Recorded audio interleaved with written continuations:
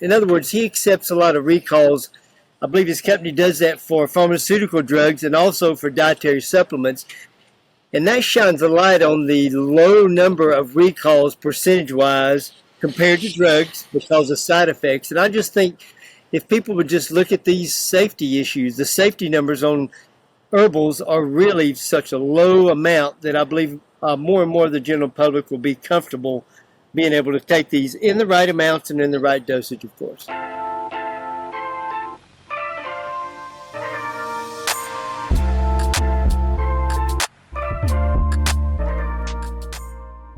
Welcome to Ultra Life Today. You are so going to enjoy our next guest. We consider him a friend. His name is Ed Fletcher, Edward Fletcher. This man is a fourth generation wildcrafter in the herbal business and really is renowned worldwide, known by so many people. Ed, we're so delighted to have you on the broadcast. By the way, I'm Josh Bellew. And I'm the little guy over here. I'm Adam Payne. The little guy. Yeah. So, Ed, just remind me really quick. Tell our viewers really quick. Gardens of the Blue Ridge, founded in 1892, fourth generation, your family. Give us a snapshot of how you were raised in this business. Sure. Thank you, Josh and Adam. Good to see you guys again and glad to be here. So yeah, how I was raised in it, I was born in it, first of all, as my great-grandfather founded the nursery and has passed down through the generations. And I was raised learning how to propagate and grow these plants for our nursery. We were selling them in the ornamental industry. And when we would run low on the stocks of things that we needed to propagate, we would go out into the woods and wildcraft to get planting stock to bring back into our nursery where we could propagate them and sell them. So wow. I learned that aspect of it early on, and then we were selling in the ornamental industry. And then in the mid-90s, a company came to me and said, hey, we need someone who knows how to propagate, cultivate, and grow and cultivate these botanicals for the medicinal uses because there's being a lot more pressure put on them from the wild. So that's when I was hired into this medicinal industry, and I had to flip my brain thought a little bit. Instead of nice color and height and beauty to yields, constituent levels and when to harvest. So it's been a transition, but the basics are the same. You find a species and either wildcraft at the proper time and replant it, or you cultivate it, bring it into domestication to supply what your customers are looking for. So that's what I've been doing all my life, actually. It's been fun. So, Adam, I had spoken briefly with Ed, and something crossed my mind today that might be fun for us to go down this path, pun intended. Mood-altering herbs.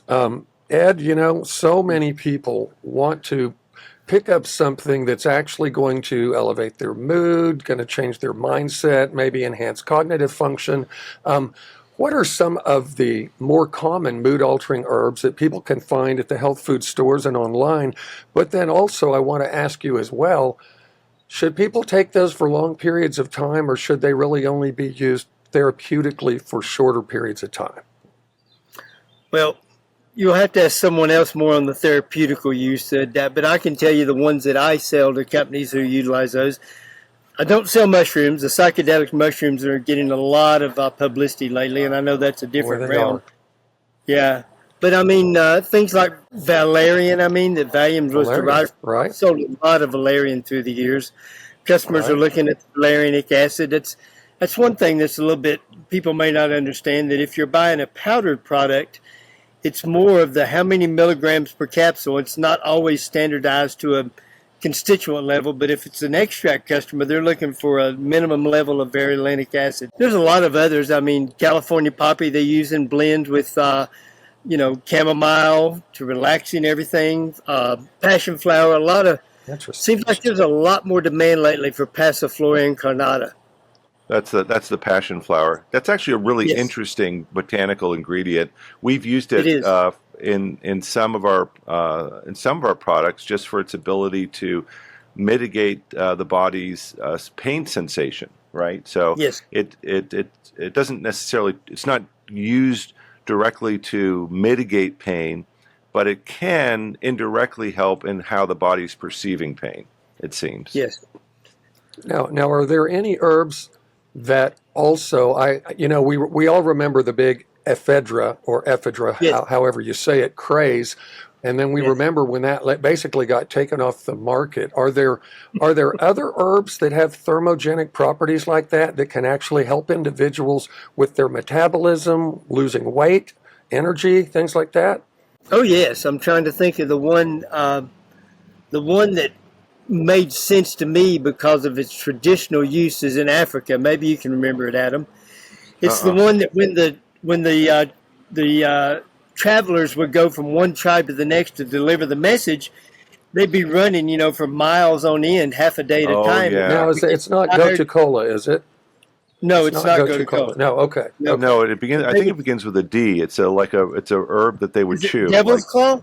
No. No. Devil's Sorry. claw's. Devil's. Sorry, but I'll think of it in a minute. But to me, the guys were running and they would get tired and thirsty and they would stop and have some of them and give them energy to make their trip. There was no scientific backing or anything. It just, hey, they knew this herb worked. And among Asian populations, it's been very common for people to chew ginseng, right? Ginseng? Yes. Mm-hmm. For the very same, it's very adaptogenic, but it also seems, I guess the Russians have done so much work in that area, and they've used it with their high-performance athletes for decades and decades. It's just a staple. That and the Luthra, which is right. Which Yes. is that was like the Russian secret weapon at one of the Olympics. Yeah. They were using that herbal concoction. There are so. What we forget, Josh and Ed, is that most of the pharmaceuticals that we use as pharmaceutical drugs really have their beginnings in herbal medication. I had no idea that Valium came from Valerian until just now. That's crazy. Is it? Ed mentioned it. But yeah, you're right, Adam. Over 70% of the drugs started out as a botanical product. They just took it into the lab. They were able to synthesize it and produce it and patent it. Yeah. And some are still used with the herbal roots, like digitalis. Yes. Is that still harvested for medicinal purposes?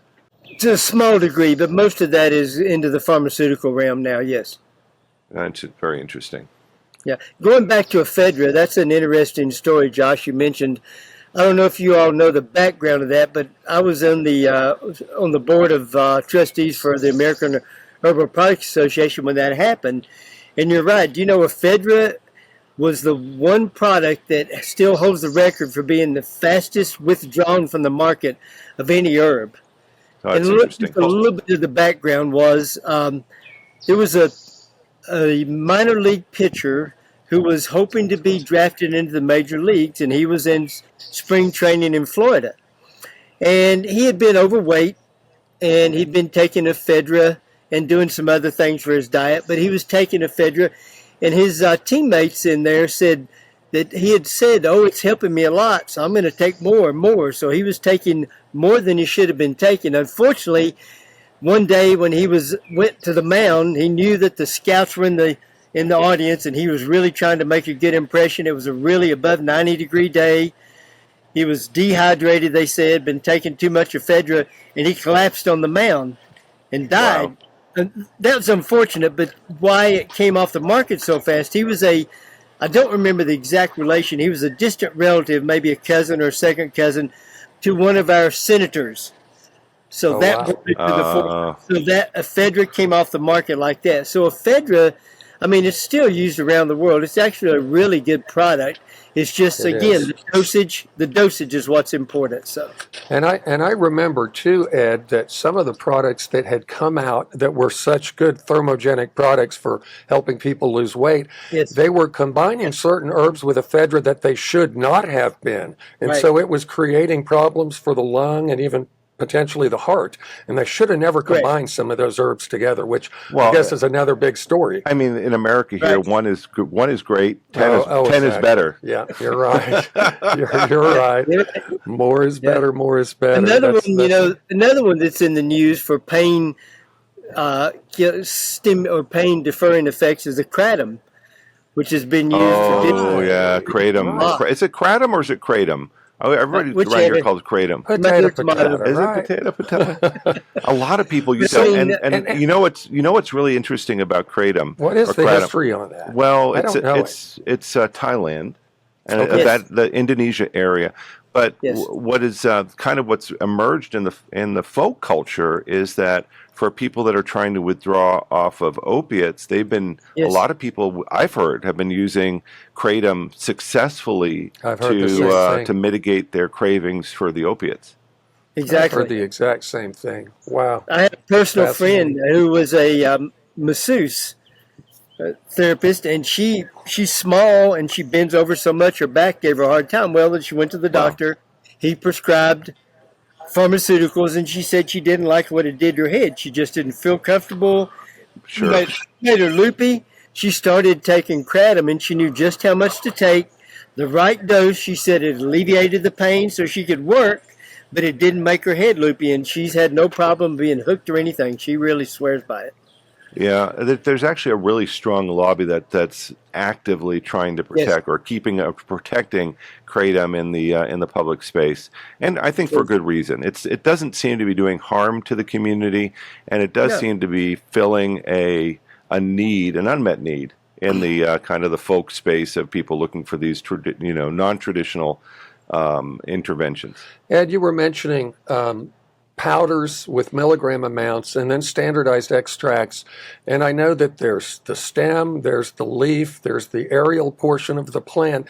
Now, how does are there some good reference books out there that people can get to know how to use herbs? Because I understand people that really know their stuff, they will only want to use one portion of that herb, and then they may prescribe to someone else. They may recommend to use the entire herb, or then they may recommend a standardized extract. Is there any good information that people could find? Because I know for me and a lot of people I run into, the more things are processed, the less we seem to like them. We love finding things like that. Your family, generational wildcrafting of herbs. So where's a place people can go to find out good information? Wow, that's a loaded question. I mean, I have a couple of really cool older books on herbs that were written by guys from around the world. That like you, it had been their family forever. Oh, so are you asking where can people find the good information to know how to take herbs? Right? A reference volume, a field guide. So you could go, enter into a school of naturopathy. That would be a good start. Oh, yeah. Which the average person will never do. So anyway. Yeah, you're right. I mean, there are a lot of good books out there.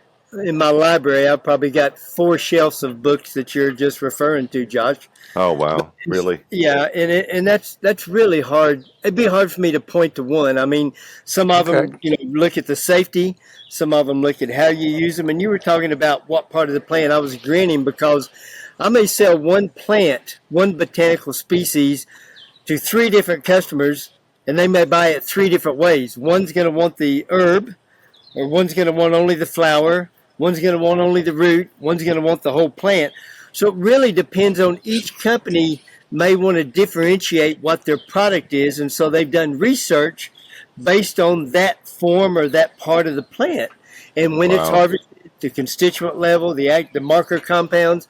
So there is a lot of, I would always try to go back, if at all possible, to some of the homeopathic, or as you said, some of the older books, because to me, back then, it was sort of like I was telling you, the African who was running through the wild, and he may, eat 5 different plants, and if that one works, that's the one he's going to eat the next time. Right. All this. And with somebody documented. To me, those without going through a double-blind placebo study, if they've made it through several generations and they still work generation after generation, that's the book I would buy. You are listening to Ed Fletcher. This is Ultra Life Today. I'm Josh Bellew. I'm Adam Payne, and we'll be right back after this short break. Our mission is to take nature's most beloved botanicals and enhance them with our liquid protein scaffold technology. This helps it reach your cells faster and better. With exponentially enhanced bioavailability, you'll feel better every day. Ultra Botanica, the feel-good curcumin. Welcome back to Ultra Life Today. I am Josh Bellew. I'm Adam Payne, and we've been enjoying the company of one of our favorite people, Ed Fletcher, but a botanist, somebody that's learned on the seat of his pants and in the trenches of wildcrafting and what was the other term? It's wild harvesting or wildcrafting and cultivating, foraging, wildcrafting, and then cultivation. You know, one of the topics that's been coming up recently, Josh, in some of the botanical conferences like Supply Side West, has been this: what's the difference between a wild-crafted product and a cultivated product? So, Ed, how does the industry, or how do we differentiate here what those are, and why is this important to the consumer? Well, just to differentiate, a wild-crafted botanical is something that is harvested out in its native environment. Someone goes out and collects it in its native environment, in situ. That's also called foraging. And then any type of cultivation. You can also cultivate in the woods, not just in the field. People think of cultivation out in the woods, but there's a really big movement for forest farming recently, and I've been a part of that, which is really makes sense to me, because a lot of people will try to take a woodland botanical like golden seal and put it in a field setting and put the shade up, and they think, oh, we've got it. But that's not true. The wood, the microbes and all the biological activity in a woodland soil is so complex and much different than a field soil. So, but anyway, bringing something in domestication and cultivating is not an easy task to be successful at it, but that's part of what I do and I enjoy. Is the resulting herbal product, can it be that different? I mean, it's growing and it's soil, but is it different? I mean, how different can it be? It is. I've got many stories that come to mind, but it sure can, Adam. First of all, the first story I can share with you is Echinacea angustifolia. So Echinacea angustifolia, when you harvest it from a wild, which is up in the Midwest, Montana, North Dakota, South Dakota, it's a kind of harsh environment in the wintertime. When you harvest it from the wild, the echinacea levels, which a lot of my customers are looking for, is above 1%, 1.2%. It's higher. If you cultivate Echinacea angustifolia, your echinacea are less than half of that. Most of the time, it's unacceptable. But in the traverse side, customers are looking for the alkamides. The alkamides are higher in the cultivated material than they are in the wildcrafted material. So it can completely change the constituents. And there's a lot of different things that affect that. But my general opinion is that some of the stress values that are put on plants by nature, Mother Nature, the way it treats them, as opposed to makes sense. We pamper them, we water them, we fertilize them, we irrigate them, we keep the weeds out, we make it too easy on them so they don't stress and produce some of these constituents. Oh yeah, so we're not going to expect a Marine to be born in a school of poetry, right? So and I guess we're not expecting a poet to be born in a Marine boot camp, though I guess it could be possible. Yeah, I was reading a story, Ed, of one of your friends that you've hung out with over the years and lectured with. I can't remember his name, but it was so fascinating because it ties right into what you were saying about the whole natural environment that herbs are found in, because this man said he was going along with this older guy back when he was young. The guy only had like a third grade education, yet he knew all the Latin names, the binomial names of all the herbs. And he said the guy kept looking up at the foliage, at the canopy of the forest. And then when he saw just the right amount of light coming through and certain types of trees and stuff, he goes, here's where we're going to actually find bloodroot. And I thought that is just insane to me. It's so, but it really does, it does speak to this interesting idea that nature does different things with plants in different areas of the world, even the same plant, like ginseng, different. American ginseng, Siberian ginseng, ginseng from China. It's all just so different. Think about the truffle story, right? How truffles grow or don't grow, and how you need truffle pigs to find these things that seem to, it's such a an amazing biome that these things are growing in, and Right. and they I don't think anybody has ever been able to cultivate a truffle because of just the nature of that. And it's not a plant; it's a fungus, right? Which Yes. is completely different. But nonetheless, I mean, there's such stark differences between wildcraft and cultivated. Boy, I never really appreciated, Ed, that those differences until you really brought out the difference between wild and all of the stresses that would be on that plant in the wild versus a cultivated environment where everything is kind of babied and provided for the plant. Very different. So, Ed, do you think, because recently you've been doing these lectures at like Supply Side and Expo, do you think there really is a revival right now in the movement? Because it's been so scary to me to see so many of these herbs disappearing from different areas of the country through mining and other things like that. Is there really kind of a grassroots movement where people are really trying to get back to nature and do it, as I say, God's way? I think so, and it excites me because I can tell you in the last 5 to 6 years, I guess I'd say, I've had more customers.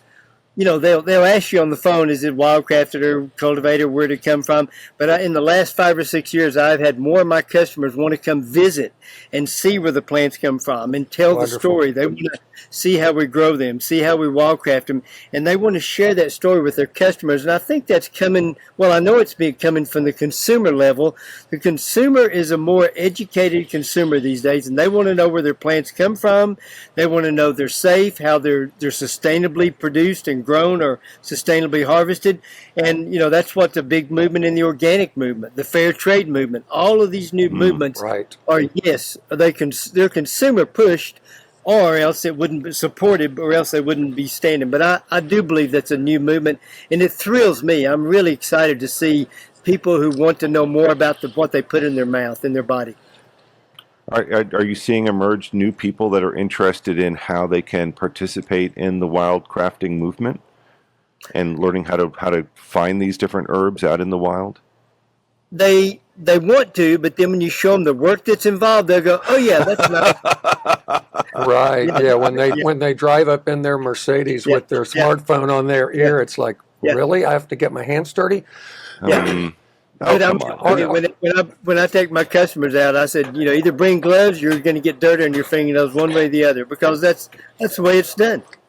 Yeah, most of these wild crafters are generational, right? So they've done, it's been, you know, and they keep their little secret hideouts of where these herbs are grown kind of as family secrets. It's truly amazing. You must have tons of stories, Ed, about what's going on there. So are there any herbs that have been emerging recently that are endangered or that we need to watch out for, Ed?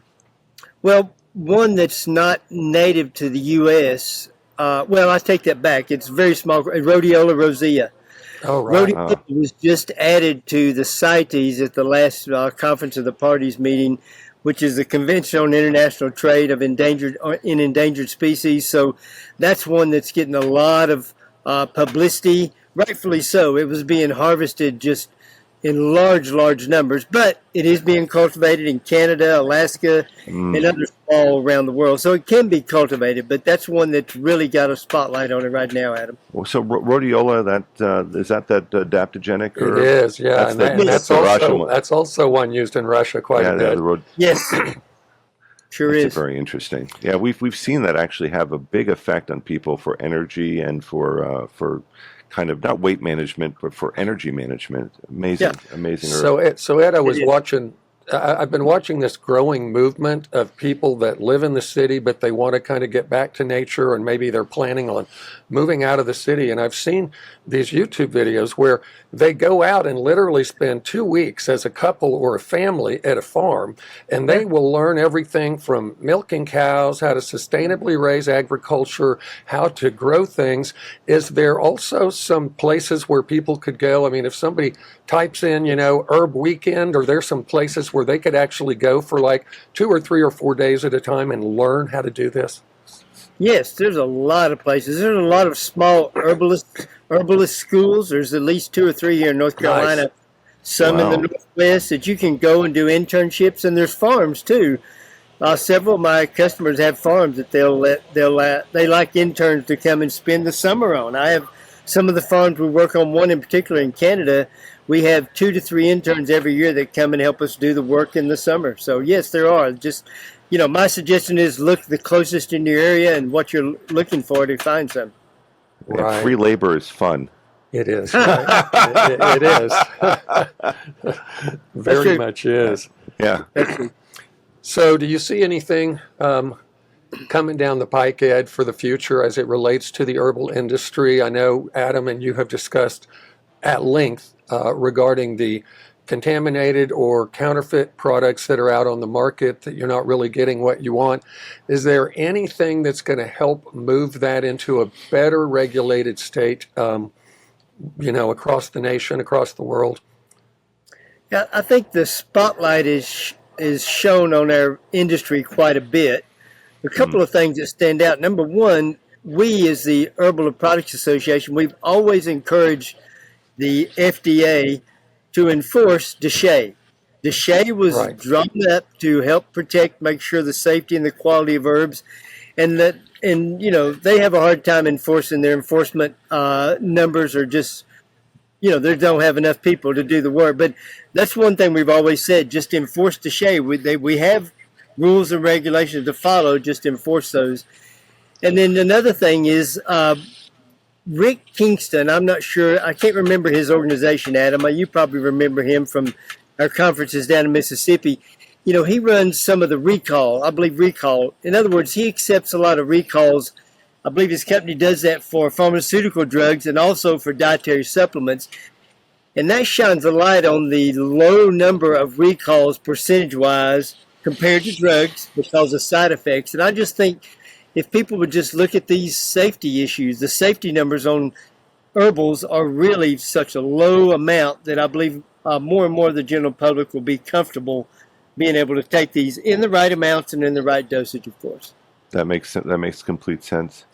Yeah, there've been a couple of movements there with the FDA involved and the Herbal Products Association working hand in hand to understand where there's being counterfeit things done and how that they can be controlled. Most of the energy is on all of these cannabis products, especially with the artificial cannabinoids like Delta-8.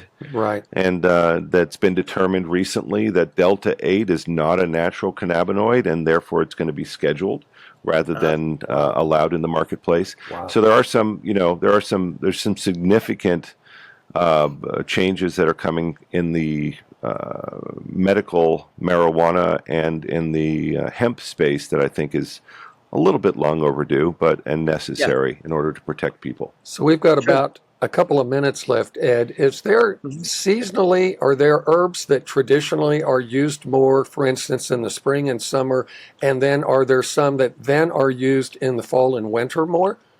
Oh, yes. I mean, generally speaking, in the fall and winter there, you're looking at your immune support, your immunity stimulators and support systems. And then I think in the fall and through the dead of the winter, the ones that support your moods with the winter blahs, I think as they call it. And then the summertime, I think more people want energy. So I think it does have a flow with the demand and usage with the seasons. Yes. Interesting. That makes sense. Well, you have been listening to Mr. Edward Fletcher, one of our friends, and it's always amazing to speak with him and learn more about our history of plants, botanical extracts here in the United States and around the world.